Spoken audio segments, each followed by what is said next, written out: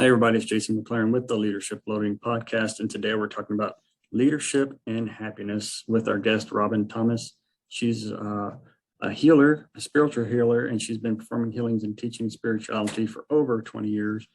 And often she's working on spiritual journeys and working with the world of others. So we're going to talk to her today about some of the things she does in her Phoenix Rising healings. And we were talking before recording here about some of the services that she offers and how we can hopefully reach out and use some of those towards our process and moving forward. So Robin, welcome to the show. Thank you, Jason. Thank you for having me. It's nice to be here. Definitely. So let's talk about first how you got into this spiritual healing. Well, I kind of have been on this, I sort of always had this holistic bent, I think.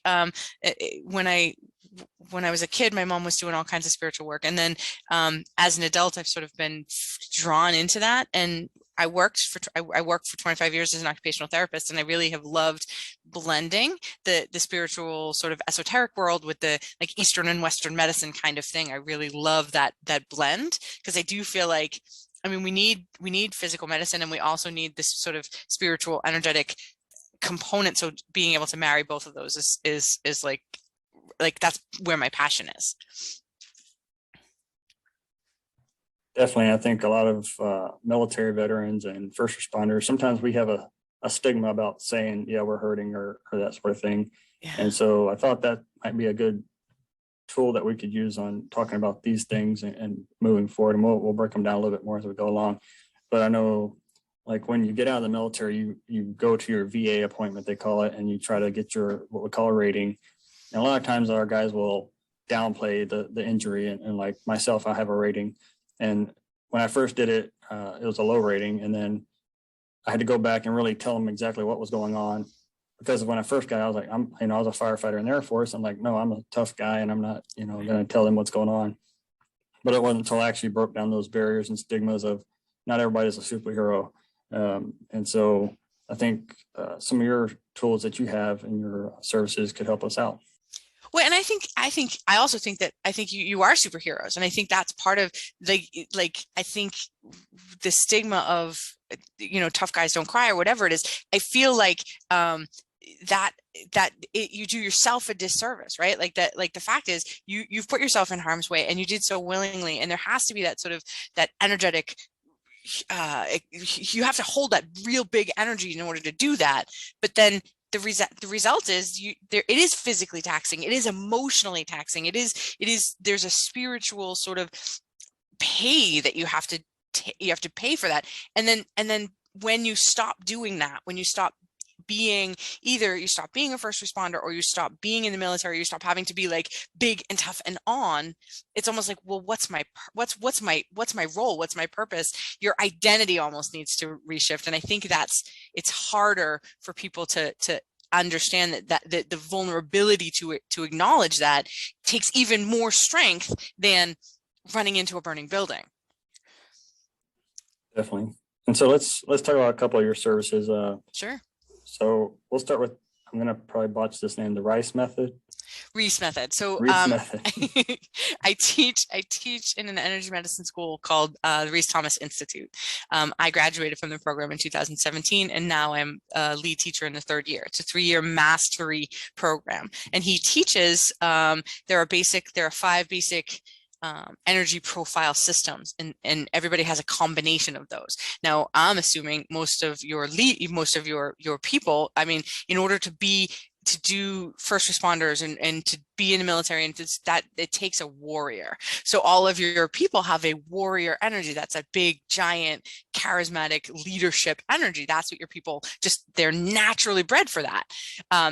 We all have different sort of secondary profiles, but what I do is I help people both understand that if your job is here to be a hero and a warrior and a leader, then that's if you're not inspiring and you're not leading, then you don't necessarily feel like you have a purpose. And so I do help people access both how they can sort of hone that leadership strength, even if they're not defending or fight, right?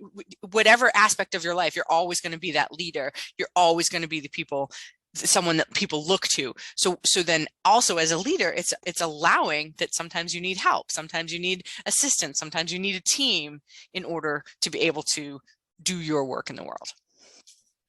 So that's the Reese method. It's both understanding who you are, how you operate, and then what you can do with that energy.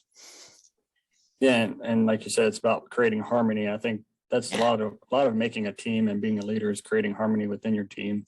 I know throughout my career, as I climb up the ladder and move up, it's all about, when I take a new role, it's like I can't just come in and start turning the ship right away. I got to create the balance in the department or the unit, whatever I'm in, and see those different styles of leadership I need to implement for different people. And right. So something like that is something we could use for those of us working on our leadership skills and moving forward. Absolutely. Absolutely. And then you also do happiness coaching. So I know there's a lot of background and news on veterans and first responders with psychological issues. And with the suicide rates, as we know, veterans there's the standard practice or standard number that everyone uses, 22 veterans a day commit suicide. I don't know off the top of my head, the first responders, it's fairly high. I think about 100 a year of police and fire commit suicide. So let's talk about happiness coaching a little bit. So happiness coaching is really like, it's taking a look at all of the places where you lose your power, where you lose your energy, where I mean, life is always going to be handing us sort of challenges. It's always going to be handing us lemons. Our job is to decide what kind of lemonade we want to make with it. But sometimes that requires us to do some deep dive work, right? I do feel like, especially first responders, especially people, veterans, like it's like you have this, you do these things in a war, or if you see so much as a first responder that you don't then have, you don't get to like fit exactly back into society again. It's like there's a disconnect, right? And so what I do with my clients is I help them make peace with all of the parts of themselves that they hate or they judge or they think is wrong or bad, and I help them sort of really embrace those parts of themselves as the best parts of it, as their power centers. I worked with one woman who is actively in the military. I worked with her for, I don't know, 6 months or 6 or 8 months. And by the end of it, she was so much more, she was still herself, but she was so much more comfortable in her role. She was so much more comfortable who she was in her leadership, being able to ask for her needs. And it was such a beautiful thing to watch her come into her own in such a different way. And that's what happiness coaching is. It's just really teaching you how to be completely 100% at peace with yourself, so that with whatever's going on out there isn't going to necessarily touch you in here. Definitely. And I think a lot of that can help us with our coping skills. And I think a lot of us, we get out of the military or we get out of the first response, and our coping skills may not be the best. We usually join the military or get into that role as an 18 or 19-year-old. And then we just kind of are told what to do. We follow orders, we give orders. And when that subordinate doesn't follow your order, you're able to do things to make them comply. And so I had a problem with that when I got out. I was like, no, you're going to do what I tell you to do, basically. And then I got a job that was more like it was a 911 center, but which is really just customer service. Yep. And I was not good at that. And so I had to, I talked to these people on the phone and I'm like, just do what I tell you to do. And, and of course I had to go through some empathy training because I, just couldn't conform to that right away. Well, yeah. And I think I think sometimes people go into, like, you're right, like the military or something, it is a way to feel like they do have some control, right? There's a finite thing I can fix and do.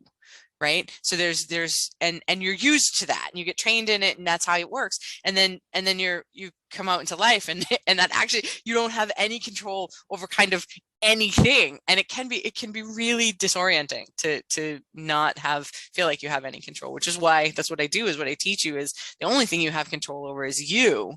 That's the only thing you can control. So you get to decide what. And it's really ultimately about feeling what's here, what's present, and really sitting in that, and then allowing it to be okay. as opposed to, nope, I don't have time for that. I have this to do. Right. Definitely. And so you mentioned you had some clients that were previous military. What other kind of clients do you work with?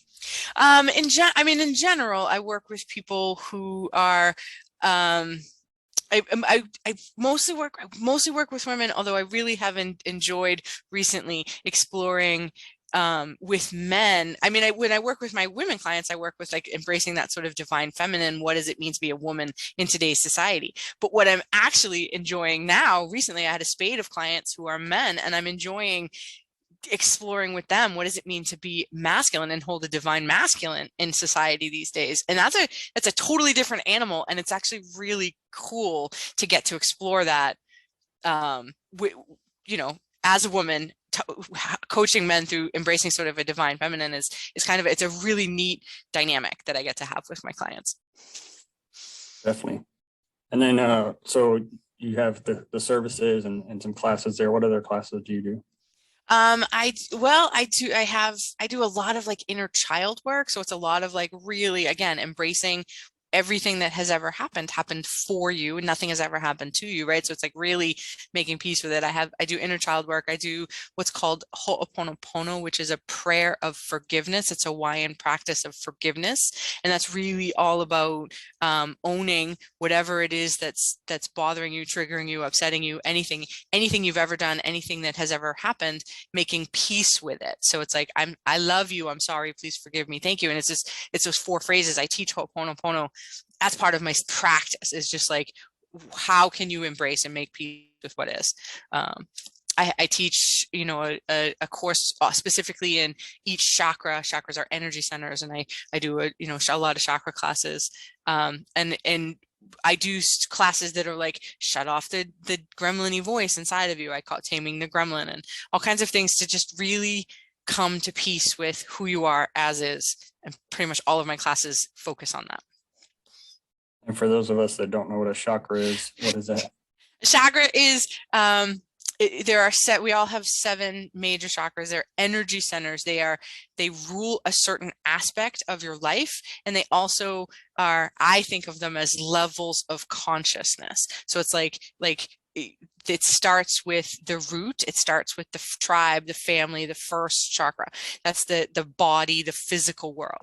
And then it goes up. There's the emotional world. There's your will, your power center. There's your heart, which is the way you come into relationships. There's your voice, which is how you actually communicate in the world. There's your 6th chakra, which is how you see in the world. And then there's the 7th chakra, which is your connection to the divine, infinite possibilities, source, whatever you want to say is higher than we are. And they all build on one another, right? So it's like clearing out one affects the whole system. Interesting. Yeah. All right. So if me and you, we had 1 minute to catch up on something, and you had to give me one tip on leadership skills, what would you say? I would say that the strongest, most important thing you can ever do is to honor your own vulnerability and to acknowledge that, like, even Atlas shrugged, right? There's like, at some point you can't do it alone. And in fact, trying to do it alone is sometimes what gets us into trouble, that you can't solve the problem at the level it was created. All right. So Robin, if we wanted to get a hold of you and talk to you about some of the classes, how can we do that? You can go to my website is probably the easiest place to find me, which is phoenix-rising-healings.com. I also have a Facebook page, Phoenix Rising Healings, on Facebook. On Instagram as also Phoenix Rising Healings.